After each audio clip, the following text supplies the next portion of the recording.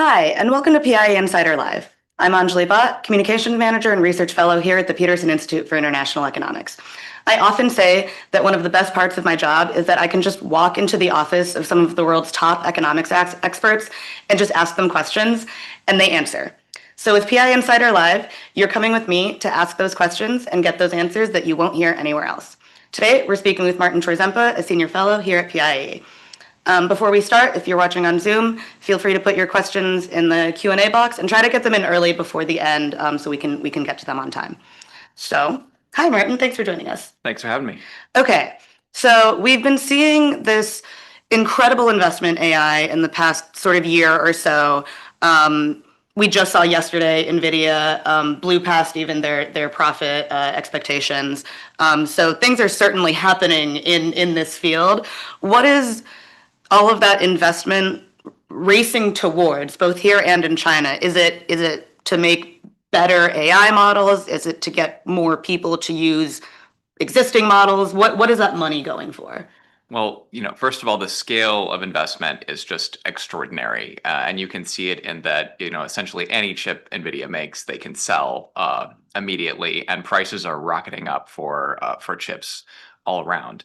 And the reason for that is because there's a lot of economic value that's being created already. So one of the things that I'm asked pretty regularly is this all a bubble? What's all this for? Is it vaporware? This kind of thing. If you use the most advanced models, you can see they could stop progressing today and not get any better.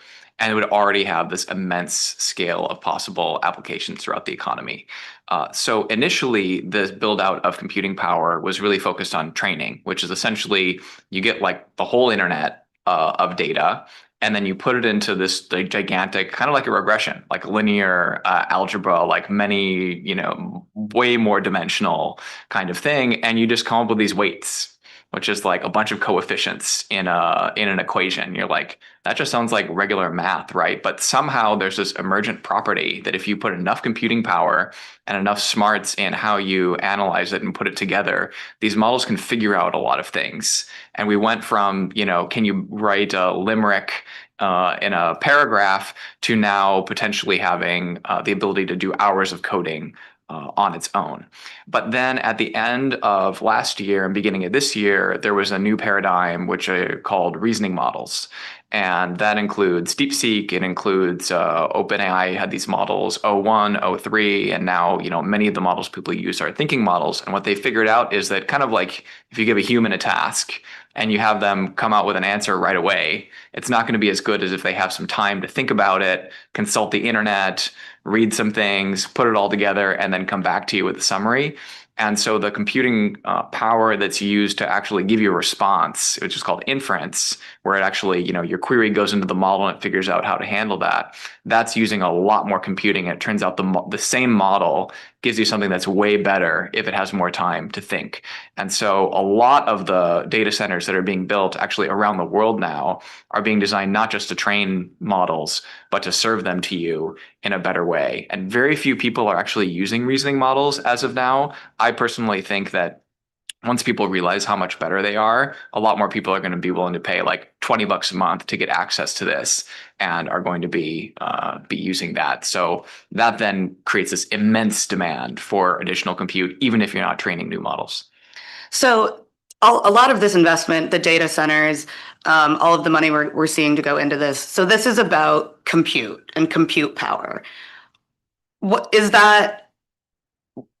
Those are semiconductors that it's all built on. So is having more computing power, is that having more semiconductor chips? Is it having better semiconductor chips? Is it sort of all of the above? What does getting better, having more compute power mean? So the answer is yes. So the chips are getting way better at an incredibly rapid pace. That includes both like graphics processing units and also the memory. Memory in particular is really important because these models are getting very large. They're huge. And to be able to actually run the model, you need a lot of memory. And this is where Korean firms in particular thrive, but also a US firm, Micron. But most of it is from Korean firms. And what's happening is a few years ago, you were talking in the tens of thousands of GPUs that would be, The which are GPU. the graphic processing unit. So the Yeah. thing is, this was mainly used up until recently for games, where you take lines of code and you can generate a world with it. But it turns out that that's really good at doing a lot of computing in parallel, all next to each other. And that's exactly the kind of computing you need for training models. But there are also different models. So Gemini 3, the latest Google model, is trained on TPUs, tensor processing units, which are a whole different way of organizing it. So there's not just one way to do this, but the scale of number of chips that are in the data centers that produce the most frontier models today are just rocketing up. So Elon in the Colossus cluster has blown past 100,000, and now people are talking about million GPUs, and we're talking about data centers that are so large that they need their own power plant, effectively like natural gas turbines, because the U.S. grid can't handle the interconnection there. As a basic rule of thumb, the estimate is it takes about 4 times more compute every year to train a frontier model, or that's gone up over the last few years. And do you think it will continue to be about fourfold every year? It's really hard to say. I mean, there are interesting things like Moore's law is something that's talked about a lot. That lasted a long time, which is, essentially like over a short period of time, you get a kind of doubling or so in the amount of transistors on the chip. There are kind of different ways to frame it, but one of the things is the reason it has continued is not because of some rules of physics. It's more like people took it in the industry, internalized it, and said, "Okay, this is our goal," and they've managed to keep hitting it. In this case, there are all these predictions about, is scaling, as they call it, going to hit a wall? Is it, usually you can't just keep throwing more data at a prediction problem and just having it get better. But so far, that kind of thing has continued. And there's also been a lot of computing power used in what's called reinforcement learning. So instead of just throwing the internet at it and see what comes out, they also look at, okay, what's working and what's not, and then they give the model feedback. They can generate synthetic data and have it, learn math problems based on, huge data sets of math problems that it generates, that kind of thing. So it's just a really dynamic space, and it's very early. So nothing is really hard set in stone law at this point. So in this very dynamic industry, there are some really important players that do different things. We've mentioned NVIDIA, you mentioned Google, there are some Korean firms. We all know of TSMC, the Taiwan Semiconductor Manufacturing Corporation? I think it's corporation.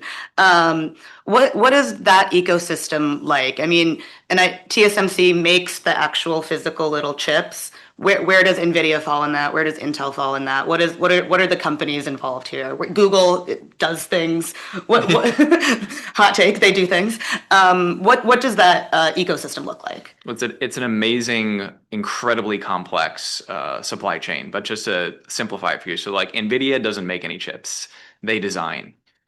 There are companies called EDA tool, electronic design automation, and they create the software that people use to design chips. So NVIDIA will probably, I think, use one of those like 3 largely US firms that dominate there. And that's like, it sounds like, oh, just software, pretty basic, but it's like software that incorporates the laws of physics, because you don't want to design a chip that doesn't work. And so it has to include like, the materials and all this stuff. It's amazing how difficult these things are. So there are the people who make the environment, and then the chip designers. And Apple, for example, designs its own chips. Google designs its own chips, and many other companies are looking at designing their own chips too. So it's both competitive and in some cases incredibly concentrated, because to be at the cutting edge, which continues to move fast every year, it takes an enormous amount of investment. And then generally, so previously, a firm like Intel was dominant, including many steps of this process. So they would design and produce their own chips, but now it's separated. So they call them fabless companies. They don't have a fab.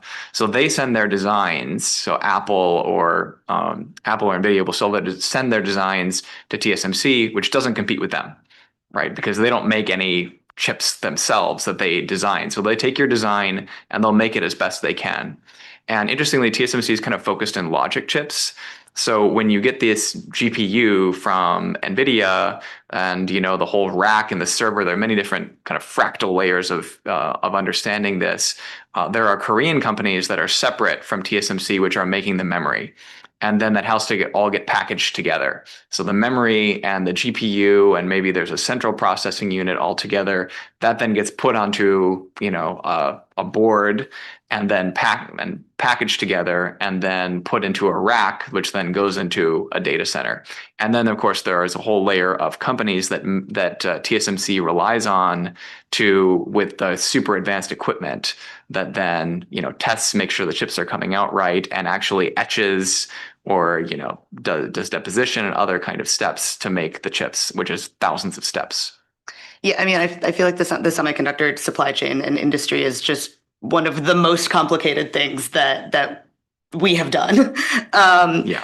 And given that the complexity of that supply chain, and the importance of semiconductors in all of this, so we know now that the U.S. has export controls on advanced semiconductors. Yeah. And as you've said before, that's largely about constraining China's compute capacity so that in the US we can have as much compute power and capacity as we can while limiting China's ability to do that. So what do these export controls, especially because a lot of these chips are not made in the US, what are these export controls? How does the US get to decide to control who gets these chips? Yeah, it's a really interesting story, and like one of the most important maybe in the world economy going on right now.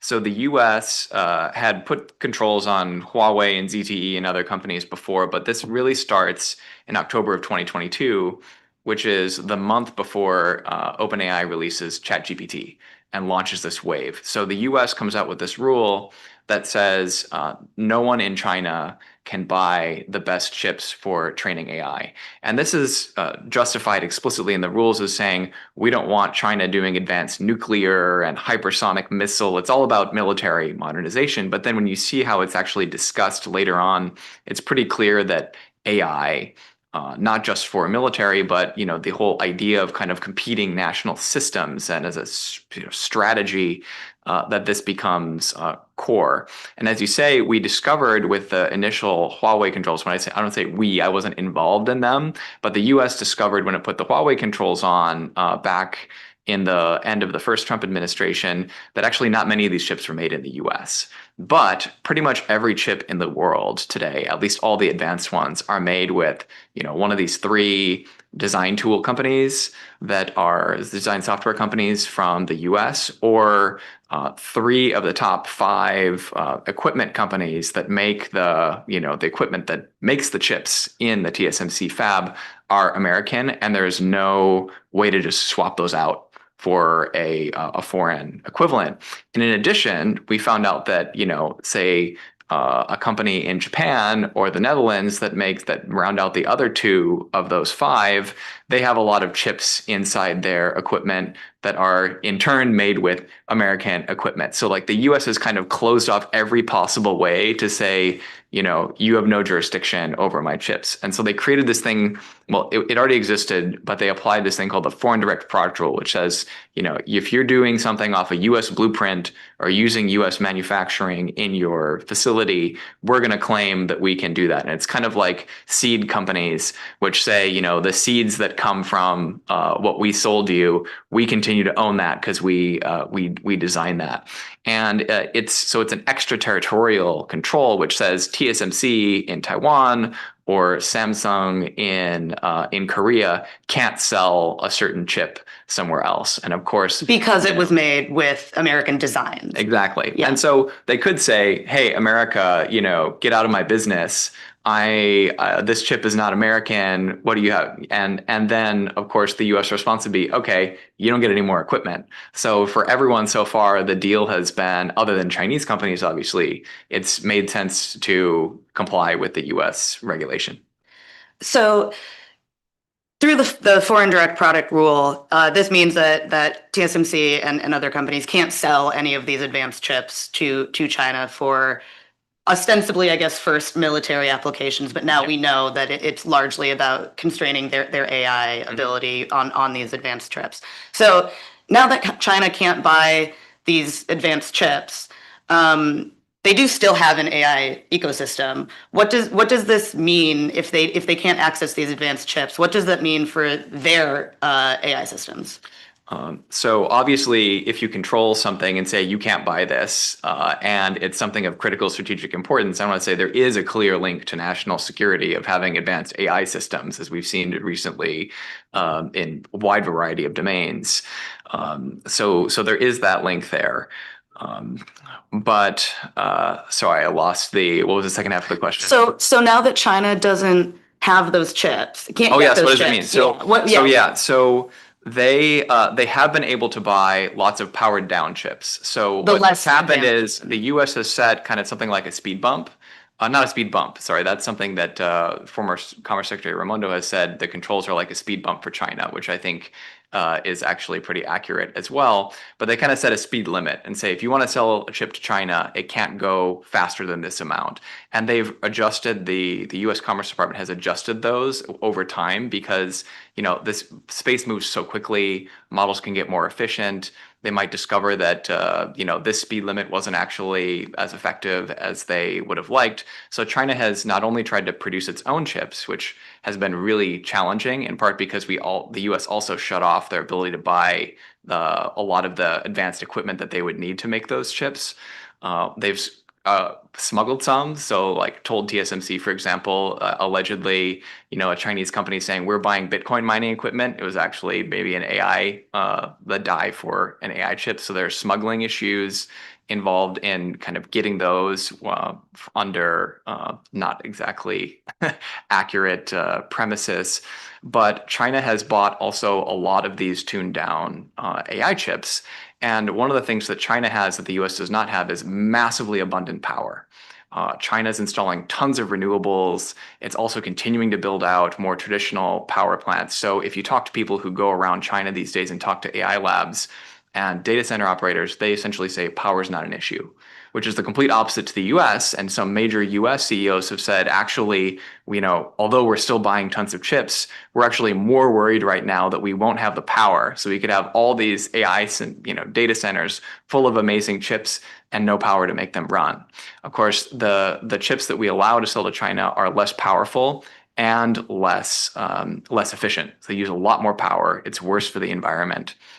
But despite all these restraints, they've actually managed to still come up with really effective, powerful models, which is something that causes a lot of consternation in Washington. And it's not obvious what you do. Is it shut them off altogether, cut them off so that you hope that then they'll be slowed down even further and the rest of the world won't build on Chinese open models? Or do you say maybe controls aren't as effective as we would have hoped and can't be as effective as we'd hope because China, as a fast follower, can adopt a lot of the innovations that happen in the US and be really efficient with computing power and get something that's not going to surpass what the US can do, but gets close enough that a lot of people might say it's cheaper, it can do something similar, let's go there.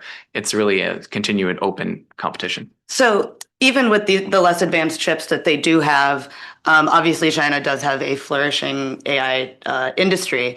And so you just said that people could use Chinese open models. Yeah. And so these are models that they've built even with this constraint on compute, but they have the power, so they are running things. So what is a Chinese open model versus a closed model? What does that look like? Yeah, so there's a whole open source software community that is very specific about the use of the word open source. So I have to be careful not to step on any of their toes. But one of the things about most of the leading Chinese models is that they're what are called open weight. So I guess the equivalent is, I could have Raising Cane's special sauce and keep it secret. And therefore, the only way you can get that is through me. And that's generally the way that the U.S. labs have been releasing their best models. Is they're really focused on models Special where sauce. they have the special sauce. You can't get access to what it is. I mean, there's good reason. They spent hundreds of millions of dollars in some cases to train these things. And there's also a safety concern of you put a lot of safety, you tune the models and put a lot of safety protocols in so you can make sure that someone's not using these models in a, to try to invent a nuclear, build their own nuclear bomb or like build some biological threat or something like that, or automate a cyber attack, that kind of thing. But if the weights are open, then you don't really have control over how it's used, including by, say, North Korea. Now, the Chinese models, in part, I think because of the compute controls, because they didn't have the computing power to serve you their unique models, they have opened the weights. So you can go on to Hugging Face today, which is the main, it's a wonderfully named thing where kind of it's a hub for the open AI community. Open, not OpenAI, the company, but the open AI community. And you can just download one of these models. And if you have the computing power yourself, you can just run them. And you don't need to pay the Chinese model anything. So they spent a lot of money, a lot of effort to make this model, and they just make it openly available. And you can run it at the cost of compute. You can also today open up pretty much any US cloud provider and run DeepSeek or run And so Alibaba. DeepSeek is the Chinese, one of the Chinese One open. of the Chinese open models, or Alibaba, which is a major Chinese tech company. They're another real leader in open weight AI models. And so a lot of startups and researchers and others, they use these open weight models because they can look under the hood, change it, fine tune it, but they also don't have to pay anything back to the person who developed it. So it can be a lot cheaper. And now there's a lot of angst in the US where we clearly lead in capabilities of the best models, but China has generally been leading in recent times with open models. And there's this question, do we need to lead in both? And what's the security risk if we continue, US and China are competing and we're all issuing these super powerful open models, maybe without the right protections? So an American company could go and get a Chinese open model and then run it on like American compute power. So this is happening clearly. Yes. How prevalent is this?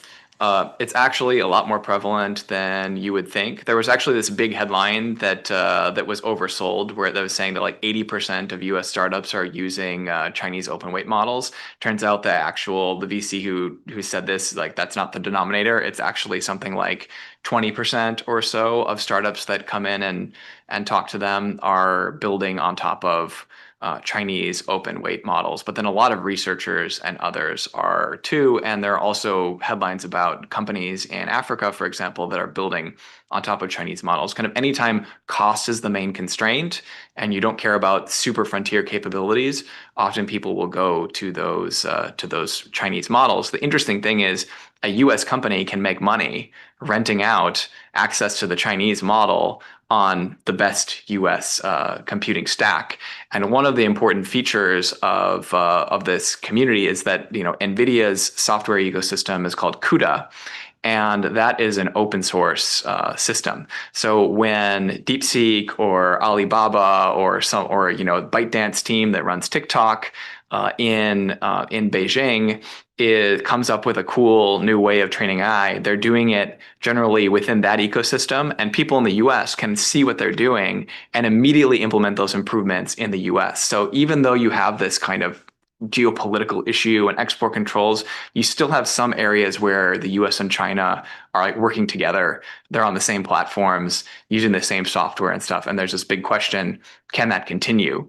NVIDIA is now saying we expect zero revenue from China on these going forward, because China has actually said, we don't want your stinking tuned down AI chips. We are going to make our own. So can they make their own? I mean, the U.S. has, as we've said, the U.S. sort of has control over most, if not all, of the semiconductor supply chain. Yeah. Are they making their own? They are making their own. This is the hottest question in export control land, because if China can make its own chips without much supply constraint, then it means that the export controls are going to be a lot less effective going forward.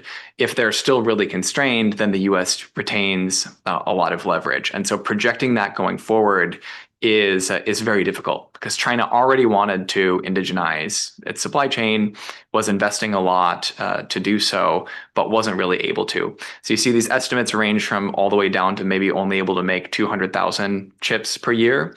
So, Huawei is out there saying, well, each chip we have isn't as powerful, but we can combine a lot more and put them together and still come up with something that's competitive.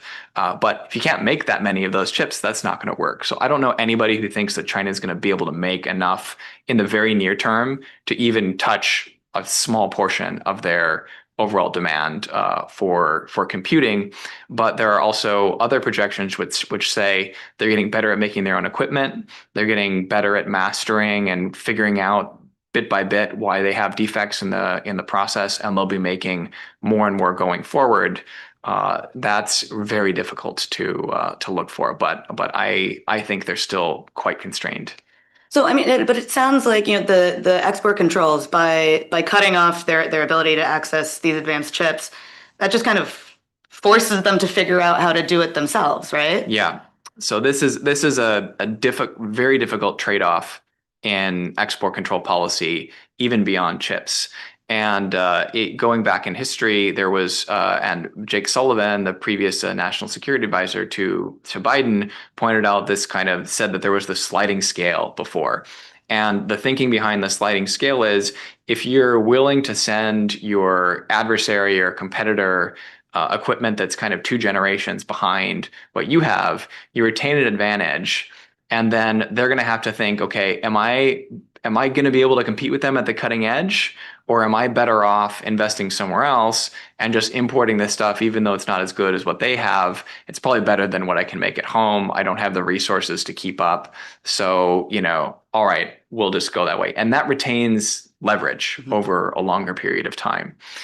Whereas if you completely shut off your adversary, then they have no choice, and that puts them all in. So I think a lot about the incentives of Chinese firms in this case. So and it's a long-term, short-term trade-off. If you're an AI lab in China and your choice is import tuned down NVIDIA chips or buy super buggy, overheating, failed training run Huawei chips that you might not even be able to buy because they can't make very many of them. Plus, you have to migrate all of your training onto this new software ecosystem called CAN, which is super buggy and problematic. What that means is even if the Chinese government's telling you to do this, you do that, what's going to happen? Your competitors who are buying the NVIDIA chips, they're going to be ahead of you and you will be forgotten. Your models will fall behind, people will stop using them and go for your competitors, and you're dead. So you followed the Chinese government's, indigenization imperative, and you died.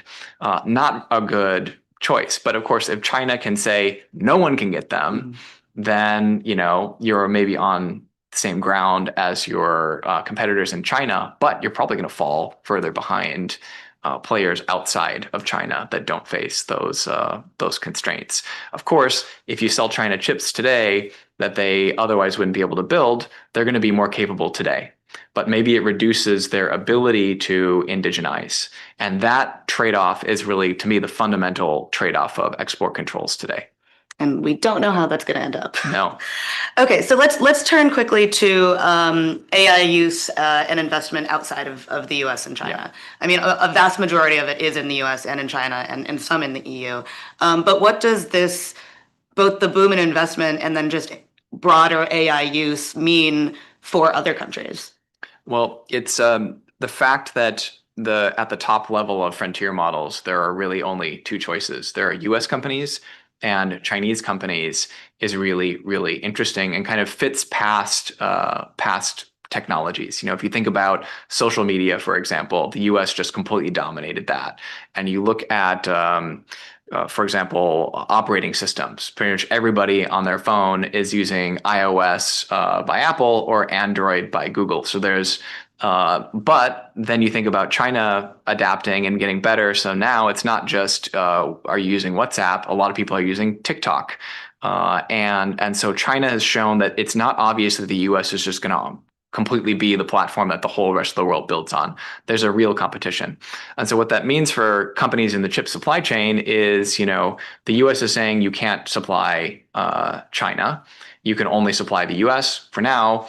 that is not a bad deal because there's so much demand that they're just making money hand over fist. But for the other countries, they have to think, do I want to choose between the US and China? And generally the answer is not. Even in Silicon Valley, they're not choosing between the US and China. They're, sometimes adopting the best US models and sometimes adopting the cheapest Chinese models, depending on what they want. So I don't think we can expect that countries will necessarily choose.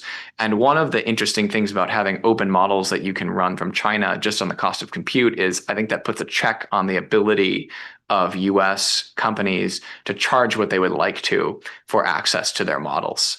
Because there's always you could always run it on a cheaper Chinese alternative if that's a better cost benefit for you. So that is a potential wrinkle and concern for their ability to ultimately capture the value of what's being created. Although they're trying to build in, the applications themselves so they can capture some of that value. But one of the interesting comparisons to past general purpose technologies is if you look at electrification or telecoms, the countries that wanted to adopt those and use them in their economy had to make this massive investment.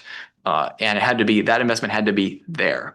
Whereas the investment that's happening in the US in particular can serve, obviously it's better for inference if you have the chips closer to the people that are using them because you don't want to be shooting those halfway across the world, running the model and then shooting it back. But anyone anywhere in the world with a smartphone and pretty low income people in some pretty remote regions do have mobile internet and smartphones that can access the best models in the world today, and that's not been true of past technologies. And so with that check on the ability to really gain monopoly profits and the ability to access it without necessarily needing there to be a massive data center right next to you, that is a huge opportunity for other countries and companies in other countries to be able to adopt and get value from AI without necessarily having to, put hundreds of millions of dollars into data centers. Okay, well, we are at time. There was so many places we could go, but 30 minutes is not a lot. And I know that we said we don't really know how a lot of these export controls especially will play out in the next couple of years, but in the next 3 to 6 months, what will you be keeping an eye on? I think the thing I'll be keeping most an eye on is whether the releases from China slow down, whether we see that China's decision to stop importing US chips really leads the US lead over China to extend, because I think it might be that they're doing this out of a negotiating leverage position. Maybe they're saying, we're not going to buy your tuned down stuff, but if you make us a better offer, we'd be willing to import it. Or it could be that they really just want to put all in on indigenization. And if that is the case, then the US could actually, because it continues to build out way more than China's doing, it could actually extend its lead, and that would be really interesting. Okay, well, thank you, Martin, for joining us, and thank you to all of you for joining us as well. What did you think? What do you want to see more of? Let us know at meetings@PIIE.com. And if you're not already, subscribe to PIIE Insider, the newsletter, at PIIE.com/subscribe. The next episode will be on December 16th with Monica DeBoll, where we'll be discussing Argentina, Latin America more broadly, and economic nationalism. Thanks again to Martin and to all of you. We'll see you next time.